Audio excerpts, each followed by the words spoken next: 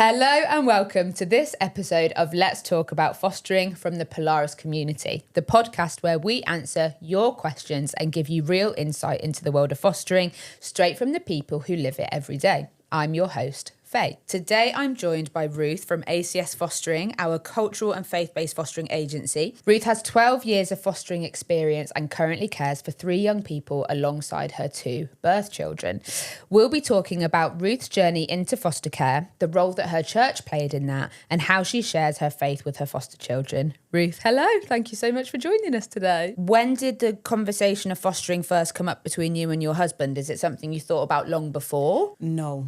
Never knew about it. It was at my church that I used to go to. There was a lady who's been doing it for years and years and years. She had 3 boys, lovely boys. And so one day she introduced it to the church and I'm like, oh, obviously it was involved in working with kids. And so it drew my attention. And so there was one afternoon where she had the auditorium to share her experience and she was really encouraging, more Christians to do this job. And so I thought to myself, okay, let's see. And so for me, my youngest at the time, he was going to an after-school club and went to pick him up one afternoon. And when I look on the desk, there was fostering being introduced and ACS flyer was there. And I'm like, ooh. Okay, let's see. Okay, Lord, what you saying? Rang ACS, and that's where the journey started. But prior to that, my pastor prayed for my husband and I and said that the Lord said that we were going to work with children. Didn't know how it was going to happen. Because one of the routes I was taking was being a teaching assistant, which I'd already started that process. And then obviously I thought, okay, let's do the 2 and see which way. Where the journey takes you. Yeah. Now here you are 12 years later. Yeah. So the journey happened. Yeah. It happened. Sat down with the boys, my 2 boys, our 2 boys rather, and explained to them what was going to happen. They were excited, especially the young one. He was at 5 at the time. Oh, and he was little, yeah. Yeah, he loved having a full house and having people, so he was just ready. The younger one, obviously, he wanted to do it as well, but his personality, he doesn't express as much. But, okay. But they were ready. They were prepared. By myself and my husband explained everything, what was going to happen, supporting other children, whose family maybe, aren't able to. Yeah. And so, yeah. Is that how you explained it to them in the beginning? Absolutely. Yeah. And so your youngest was 5 and your eldest was 10. And what's the relationship like between the 3 foster boys and your own boys? How do they all get along at home together? Good. Really, really good. Because obviously my boys are older and more of a role model to them. Bigger, older brother, share stuff with them. And my boys are into football.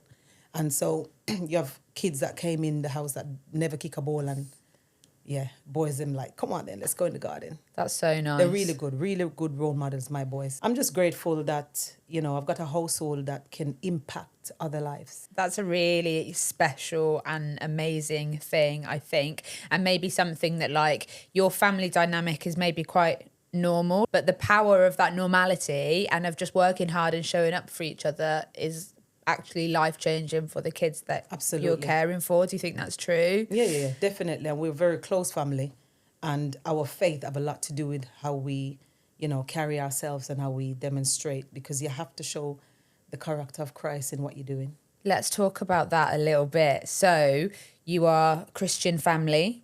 Correct. Just give me like the kind of the basics of what your faith looks like day to day, what your core beliefs are, because obviously there are different branches of Christianity and how people practice and pray looks different, or, what their own belief system is can vary. So just for someone, well, what does it look like for you and your family? So for us, our faith is every day. You pray, you read the word. And on a Sunday, obviously, it's that day where you join the fellowship of others, because the Bible says don't forsake the gathering of the saints. So we have that Sunday where we can fellowship with other believers. The kids would come, they love it because it's a community for them. Yeah. Positive community. They don't just come and sit at church. They've got the youth program in the church as well. Brilliant. Where you got the youth teachers, to share the word with them, to, play games with them. So, yeah, our faith it's every day. It's not just on a Sunday. It's a way of life for you. It's a way of life. It kind of has worked out for you that ACS is a faith and culture-based agency, and through your own path of being at church yourself, this other foster parent coming and talking to your congregation, and then you happening upon this flyer for ACS. I'm like, I can see the journey. I can see the pieces. Absolutely. Would you describe it as a calling or not? Absolutely. It's part of our purpose to work with kids, to have that impact, on the young lives. And if you see what's happening today in society, it's very important that kids have that positive impact, and at least they can say, well, I've seen it, I've heard it, but it's still going to be their choice. As they get older. Tell me a little bit about that. How do you, or maybe from the beginning, or maybe how does this differ with each child that comes into your home? How have they always been faith matched with you? Yes. Even if it's not a child that follows the faith, but the background is like maybe nan or somewhere. Yeah. Somewhere there. Yeah.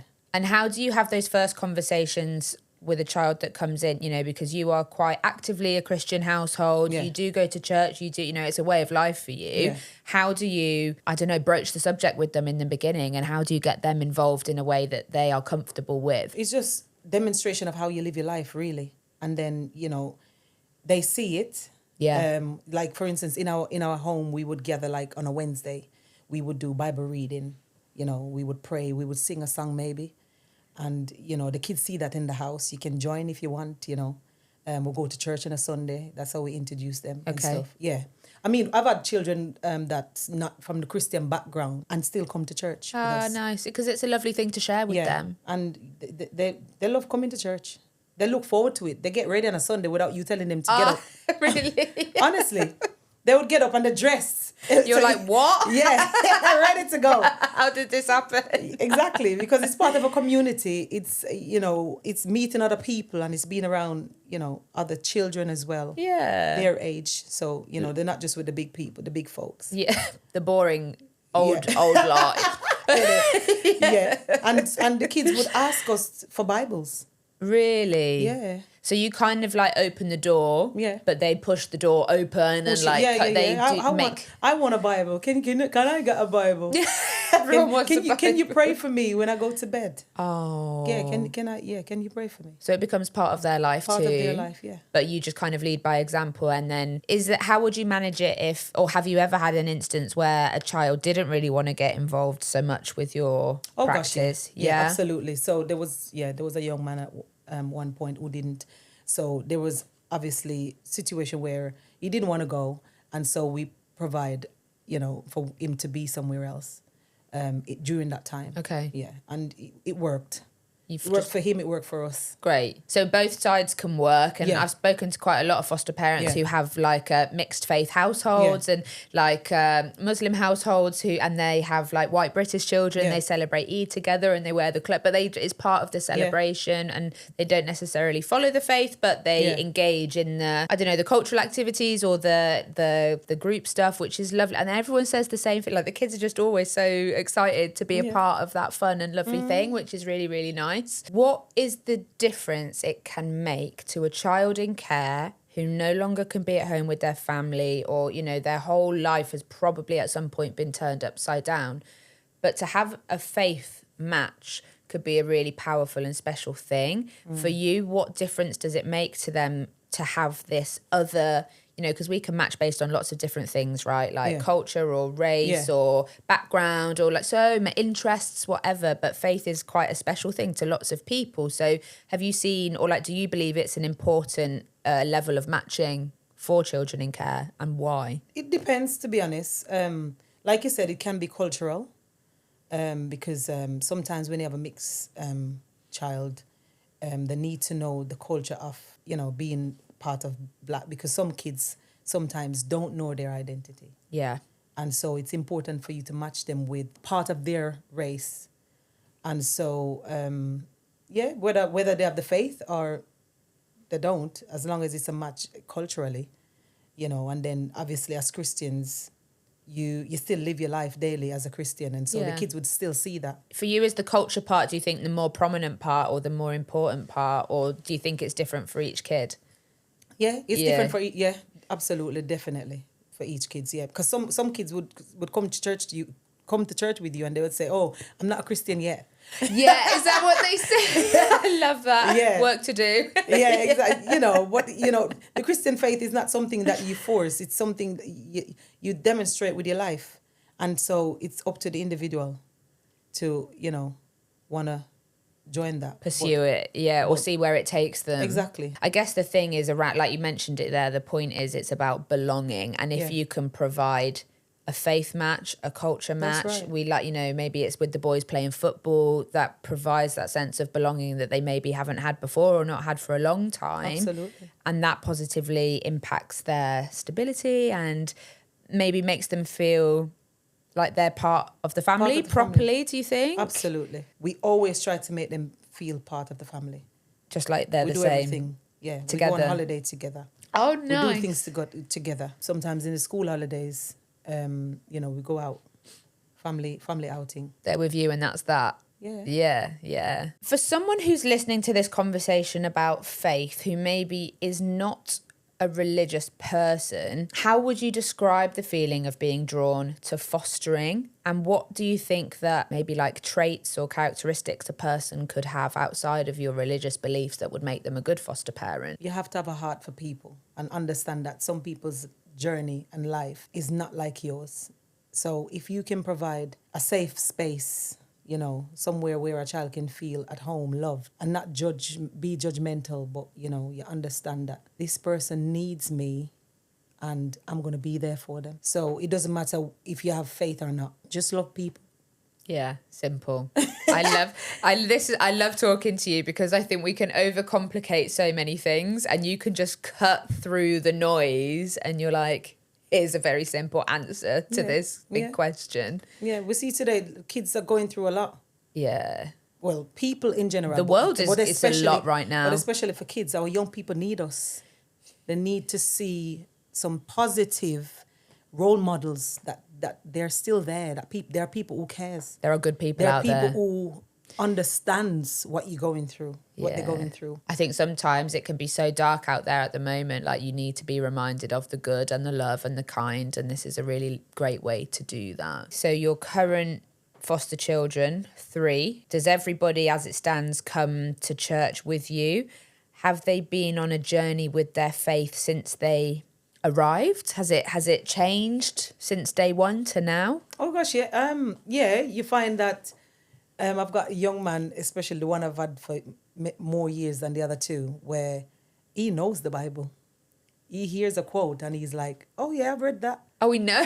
Yeah, because they've got their own Bible, so they read it in their own time and space, and so they can join in with a conversation pertaining to the Bible. Amazing. And sometimes they decide that they want to get baptized, because I've had a young lady who got baptized, and then the young man I've got now for a longer period of time, he wants to get baptized as well. That's amazing. Yeah. So I like again, it's the opening of the door or the planting of the seed, but then they kind of grow their own flower from that, and it's that personal journey that they're going on. Tell me about that girl that you just mentioned. So what's the baptism story and how long did it take for her to get there? So she and my youngest was close in age. So they were really close, like brothers and sisters. They get on really well. And so my sister, who is a pastor, she used to get the young kids together like on a Saturday and share the word and, explain to them about, because you have to be discipled to actually be a Christian. Okay. Like Jesus discipled his disciples. Yeah.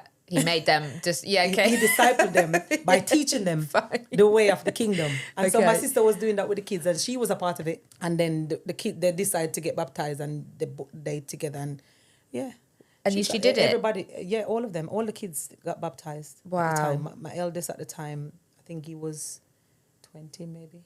Yeah.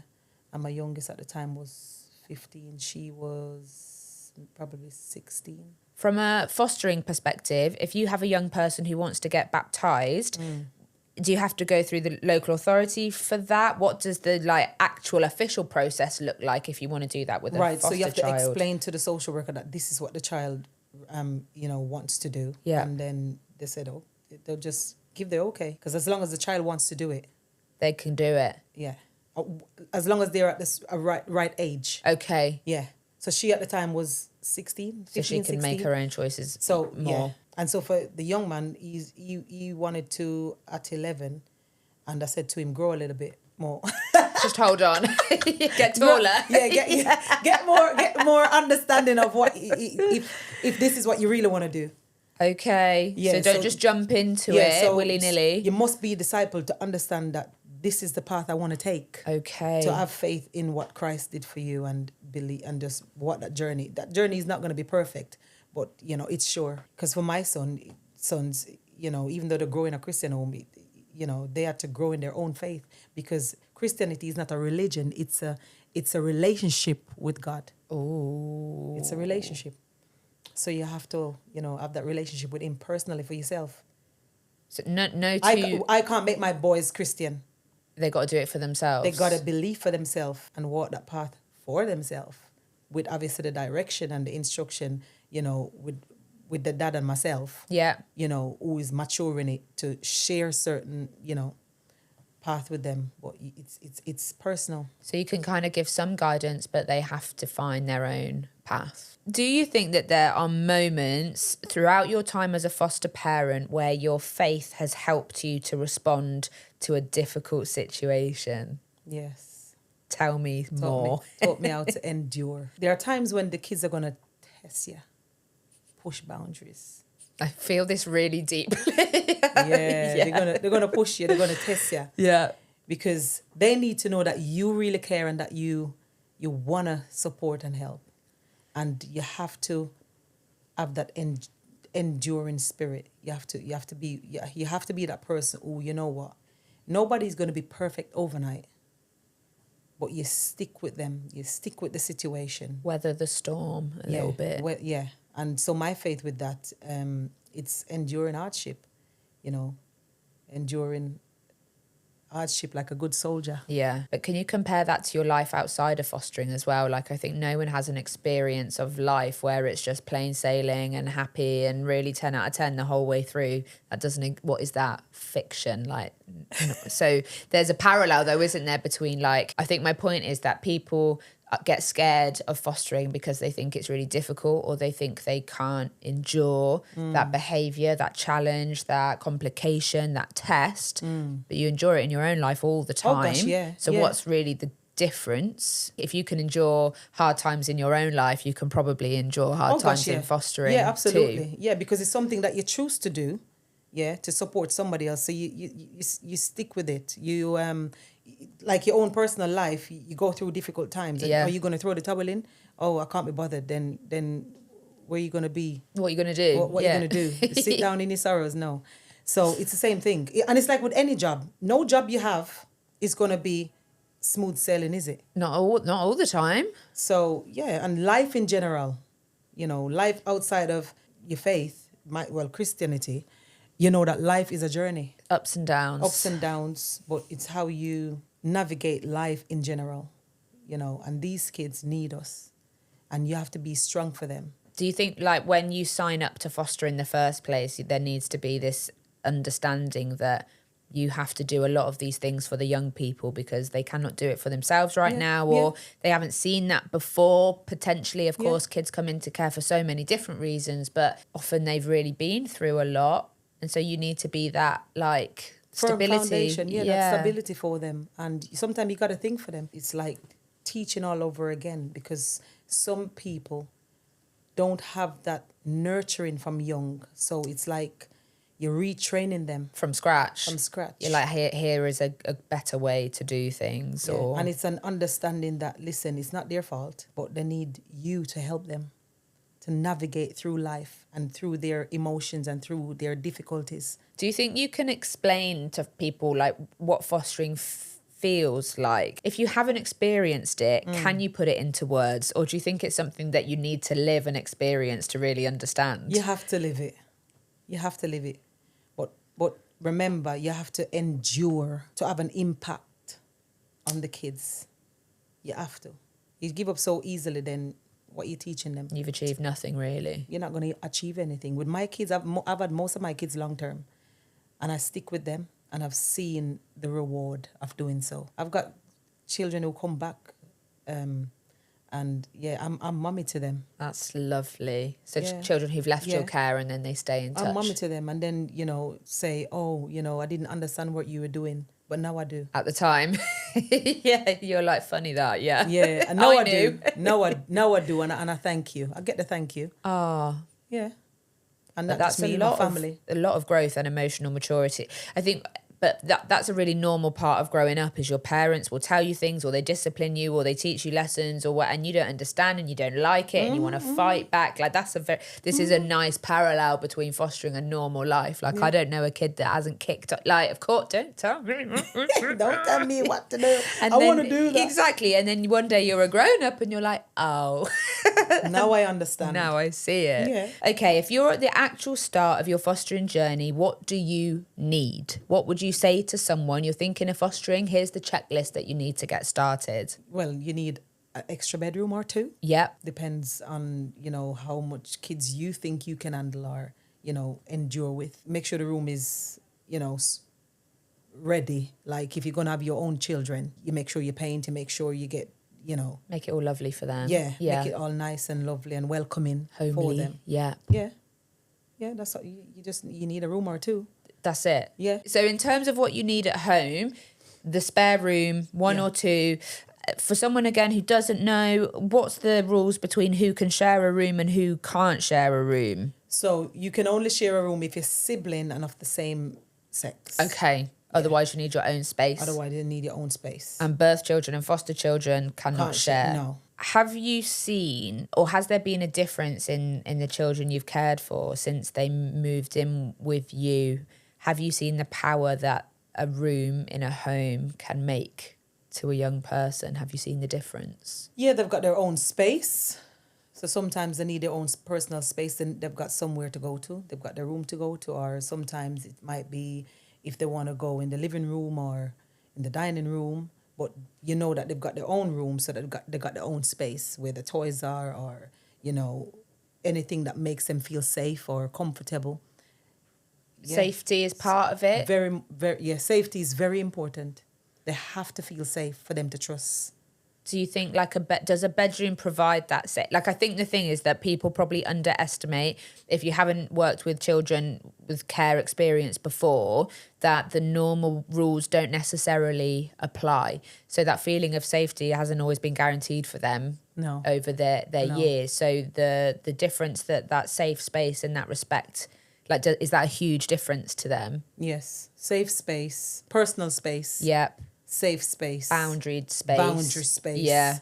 Very important. Yeah. So for them. If someone said that they feel like they don't have enough to foster or to provide a home to a child, what would you like to say? What is enough? I don't know. You're in your right mind. That's it. You're in your right mind. You can love and care for them. Make sure you are that person where the child can come to and feel safe with. You would become a safe space for them as much as your home. Safe space for them, because That's they're going to nice. rely on you. Yeah. Don't think that you have to be this perfect person, but you can be perfected in getting to know that child. Yeah. And to wiggle, put some wiggle room to make that child feel that like they can come to you like your own children. Yeah.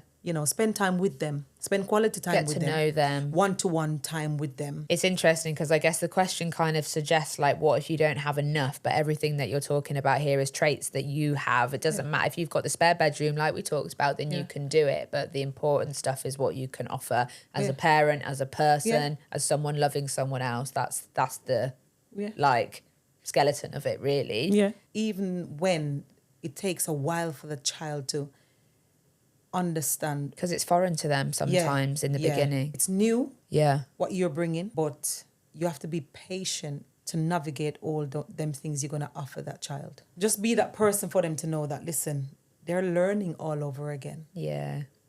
They can come to you as a 10-year-old, but they're still a toddler. You have to kind of throw expectation out the window a little bit, or... Yeah, you can't have expectation. None. Wrong. No. Okay. Just know that this is a child and they're going to need you. Yeah, whatever that looks like. Whatever that looks like. We like to close all of our episodes by asking a foster parent for a standout moment or favourite memory or something like... I always say it to people, like, the thing that reinforces for you, this is why we endure, this is why we do it. Do you have a moment or a special time from your time as a foster parent with ACS? Oh, I love when I take them on holiday. Sorry, yeah. No, that's I'm a lovely throwing that one thing. in. And also, when you can speak up for them, like regarding their education as well. I've had moments where I've had kids where come to me, not interested in education, but because I've taken an interest and I'm patient with them, they've passed their GCSEs, they've gone to college.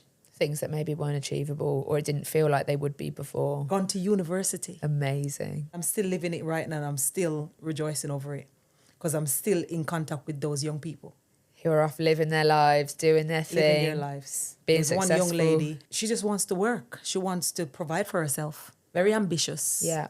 I want to work so that I can buy my own. Good for her. Yeah. Yeah, And then she's another going one, for it. she skipped university for a bit. She's now back and she's like, I want to do this now. And before, she didn't believe in herself that she could pass her GCSE. In fact, when the GCSE results come, this is one of my moments, yeah? Yeah, let's go.